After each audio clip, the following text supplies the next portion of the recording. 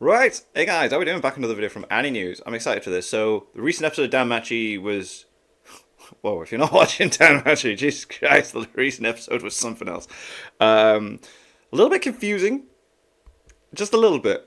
Very interesting. I'm hoping this Annie News video is going to explain a little bit more of what's going on. But whole thing of that episode was just like, wow! I was just like, no way. So yeah, let's.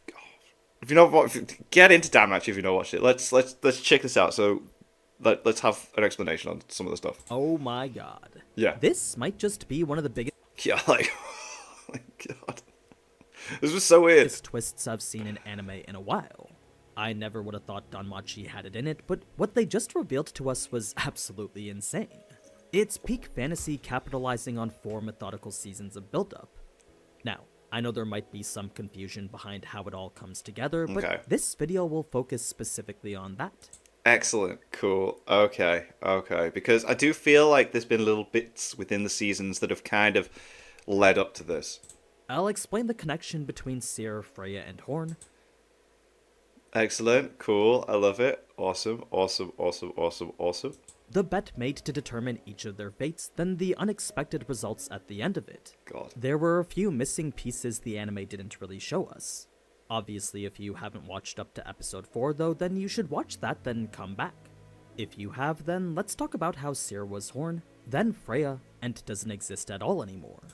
Alright, let's do it. Oh my goodness. In the very beginning, everything began with her.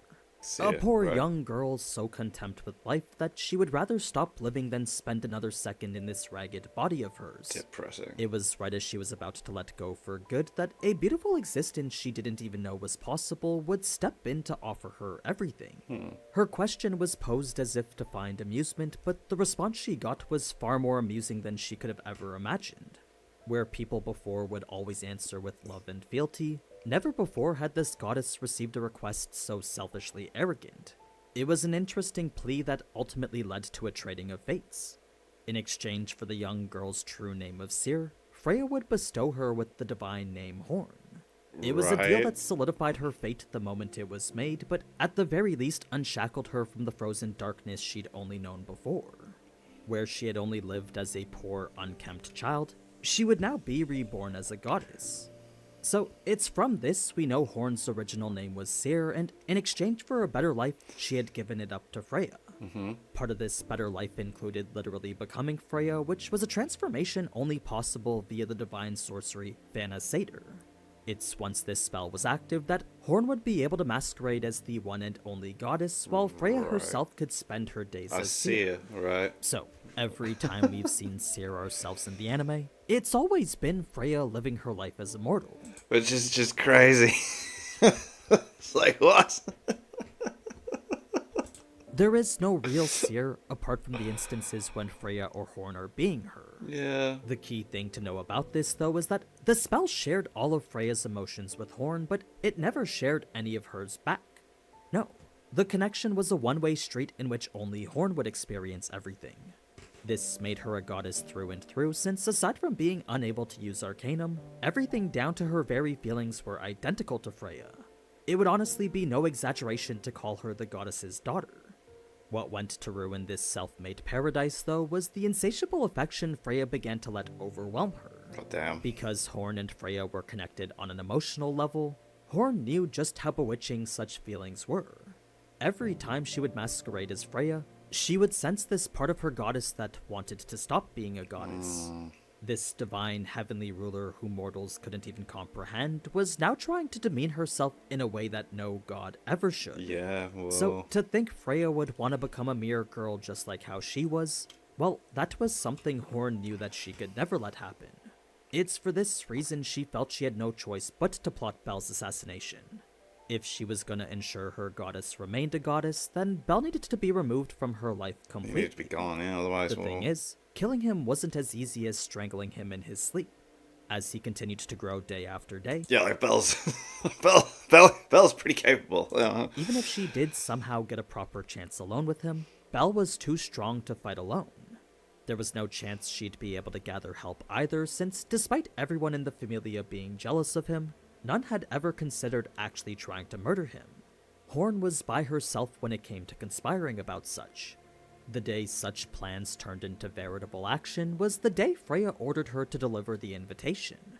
You see, after coming face to face with the rabbit stealing her goddess away, an unstable swirl of emotions nearly overwhelmed her. She was desperately resisting the urge to kill him right there and then. Damn, yeah, because she did seem pretty hostile. Like, a bit unapproachable. All while fighting against this intense love towards him that wasn't even hers. Hers, right, because she's sharing it. Alright, this is Because so of wow. that deeply shared connection with her goddess, this brief glimpse into what it was Freya was so invested in showed her just how oppressive such compelling emotions were. Her body and spirit were ravaged by feelings of affection for him, proving right there why she needed to act. Now, it didn't matter how intense Horn's false love for Belle was, because at the end of the day, her loyalty was unwavering. Emotions were meaningless in the face of faith, and it was for that reason Horn knew she needed to free Freya from such emotions too. If her life was the cost to cleanse Freya of what can only be called corruption, then that was a price she was more than willing to pay. This brings us to Horn's proposition to Freya, which, while on the surface seemed like a proclamation of love, was actually a facade intended to make Freya think it was.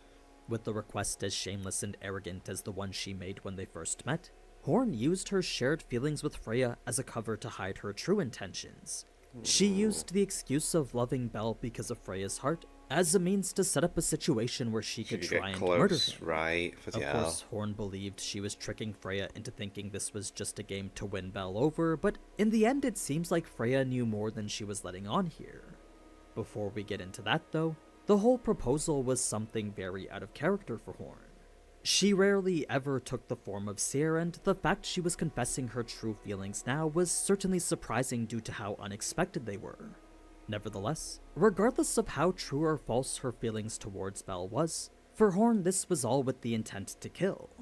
Freya would have her day first trying to win Belle over, while Horn would get hers after trying to do the same. It was the only way to set up an opportunity where she could possibly kill him, one uninterrupted by anyone else.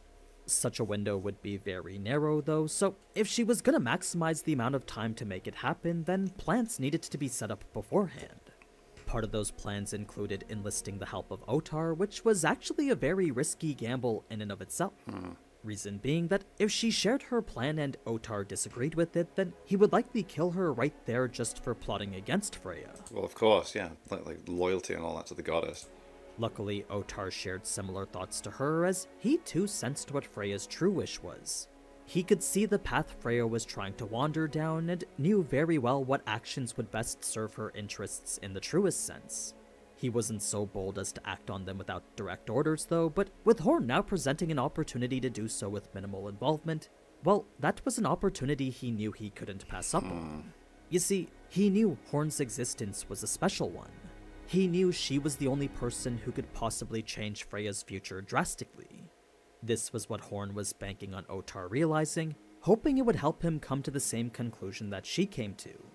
So, with his loyalty also extending beyond just the surface level of what Freya wanted, Otar surprisingly agreed to assist Horn only if for an instant. She never said anything about trying to murder Belle, but by at least framing it in a sense that she could win Belle's heart over Freya, that was enough to gain his assistance. It seems Otar also understands just how detrimental Freya's obsession over Belle is.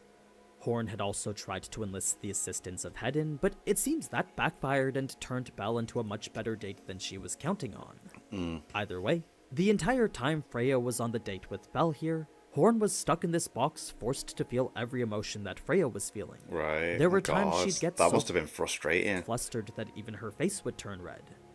It was once that night had finished, though, that the cruel nature of love was made abundantly clear to them. Since the object of their love would never reciprocate it, that meant passion and lust were the only ways to maintain his attention. Damn. Since that passion and lust was denied by the same pure desire that denied their love too, it left their own emotions completely unanswered. It left them wondering what else could they have done to win Belle's heart here. Simply dismissing their feelings wasn't an option, since for someone so long-lived as Freya, to even come across a choice like this was exceedingly rare. She wasn't a child who could simply laugh off these emotions like they were nothing. No, the compassion overwhelming her was a poison. The relationship she desired was a cross both now had to bear whether they wanted to or not. So, when faced with someone so pure no amount of love, passion, or lust could hinder their desire, what do you do to gain their heart? This was the question Freya couldn't find an answer to, instead leading her to the conclusion love was cruel. And like what she does at the end is just like, ah, no, it's just, ah. And so was Belle for making her feel this way. These were the emotions Horn dealt with that night as well, bringing her into the next day ready to do what needed to be done. So, Otar would guide Belle to where she was, but the rest of the Freya familia would try to stop her. Somehow they'd found out about Horn's plans to kill Belle and were now on a mission to try and stop that. Belle and Horn would luckily get away, but not before first bumping into Hermes and Hestia. To explain what it is that made SYR's visage such a shocking one, it's the fact that no god or goddess can see through her. Normally, the gods can look upon mortals and see who they are, but for SYR, she was an empty space that couldn't be examined at all. Right. As far as any of the deities knew themselves, to them she was an irregular unknown to the mortal realm. Right, and they're not aware. Right, okay, cool. That was Oh, what made Jesus. her such an appealing person to spend time with. She was an anomaly no god except for Loki could possibly understand. That's actually why Freya would always have to go to Donatus herself, since if Loki ever saw her while Horn was masquerading as her, then she would instantly see through the illusion and expose her. Oh my god. Whoa, so much thought went into this. She was the only one who possibly could, but Freya also had a rule that Horn could never meet Hestia either. Right. It makes this yet another crime added to the list committed in order to achieve her dream. She'd now disobeyed her goddess's direct commands, plotted under the cover of a seemingly fair contract, then acted on that plot to steal away someone considered one of the goddess's favored. They were grave sins from which there was no salvation. It was in these moments while they were running away, though, that for the first time, Horn got to experience Belle's pure heart. His blinding sentiment and unyielding compassion aroused her own soul in a way she never expected it to. Although it was for a very brief moment, this small piece of him he unknowingly shared with her allowed her to finally understand why it was her goddess had fallen for him. In this moment that Belle was hers and hers alone, her heart was being driven absolutely mad. So, after finally experiencing the true love Freya constantly experienced herself, Horn knew more than ever now just how unforgivable Belle's existence was. As much as she was being driven mad by her passion, her hate towards him grew equally stronger. Her loyalty wasn't going to allow any hero to seduce her. To Horn, Freya didn't need a partner dragging her down to the mortal realm. This was the wish Horn so desperately desired, and the actions she took to achieve it were sins she accepted willingly. It may be a direct betrayal to the goddess she swore fealty to, but the end result was one she truly believed would be the best for her. As the only one who could understand the depths of Freya's heart, she alone could foresee what it was that was happening to her. That's why Horn did what she did, since the path Freya was on would undoubtedly lead to her corruption and fall. Unfortunately, Horn's plan would fall just short itself, not because of her or the Freya familia's intervention, but rather because Belle saw right through her. Yeah, he knew. He knew from the moment he met her, didn't he? Like, here in this moment, he's like, nah, you're not SYR. From the very beginning, Belle knew that this wasn't SYR. Though it was very brief, he had picked up on her murderous intent the moment the two locked eyes together. Damn, okay. This was why Horn also believed Freya knew what she was doing too, since if even Belle can sense her true intentions, then Surely Freya can if they share emotions. there was no way her goddess couldn't either. That being the case, it was likely she accepted the game just so that she could test Belle. It was a revelation that made Horn feel like nothing but a clown dancing for Freya's amusement. Even so, she had no regrets trying to do what she thought was best. Freya may be blinded by her love for Belle, but as an outsider with a very clear look at what's happening inside, Horn knew nothing Freya could do would change anything. It didn't matter how maddening her desire for him was, Belle's steadfast feelings would never be hindered by anyone. Nah, she's the only one for him. So, though Horn wasn't able to change Freya herself, she could at least be satisfied knowing her goal would be achieved anyway. It was just gonna happen at the hands of Belle himself. After her brief yet telling encounter with him, Horn truly believed he would be the one to finally free Freya from the spell that was binding her. Now, the rest was pretty much as we saw. First with Belle rejecting Freya as SYR, then after that, Freya discarding SYR in order to approach things a different way. So, SYR's dead, and now there's only Freya left. A goddess who's willing to do anything to make Belle her own. Anything. Discarding SYR had freed Freya of the heavy emotions previously affecting her, and instead replaced it with something far lighter. She had essentially went and made everything simple for herself. From now there was going to be no more games, but instead the single goal of taking Belle for herself. This was crazy. The way the episode ended was just like, wow, no one knows who he is. Like, except for Hestia. And Hermes gave Hestia that piece of paper and told her to give that to Hermes when she finds him, but not too soon. So, So, yeah, that's the whole story behind SYR, Freya, and Horn. If there was any confusion before, I hope this video cleared things up a bit. It really did. That was really good. I really enjoyed that explanation. Now, before I go, don't forget to check out Hey, that succubay.shop looks and cool. secure the new high-quality versions of the succubay shirts. Mate, I hope they show the movie at the cinema by me. My god, I can't wait for more Overlord. They're only going to be available for 2 weeks or so. We got some good stuff. So we've got the Overlord movie potentially being shown here. This solo leveling recap and season 2 thing. And there's one other thing I'm trying to look out for. I can't remember. But anyway, as always, thank you so much for watching, and if you enjoyed this type of anime content, then you already know what to do. So, until next time. Ciao. Cool. Oh my goodness. Wow. What a really cool explanation. And cool moments that happened within other seasons that make sense for that to be wow. Okay, I like that. It's a whole Loki thing which can see through, so that's why she goes by herself to otherwise. Yo! Oh my goodness. DanMachi, man. I'm really intrigued to see where it goes now, because it started off very like filler feel, like slice of lifey stuff, funny in that, but it needed that to build up to what we're at now, and then I feel like going forward it's going to be crazy, man. Yeah, that was brilliant. If you're not onto DanMachi, this is season 5. There's a reason there's 5 seasons going, man. So get onto that, and thank you very much for watching. Like, subscribe. Pixel Party Pals.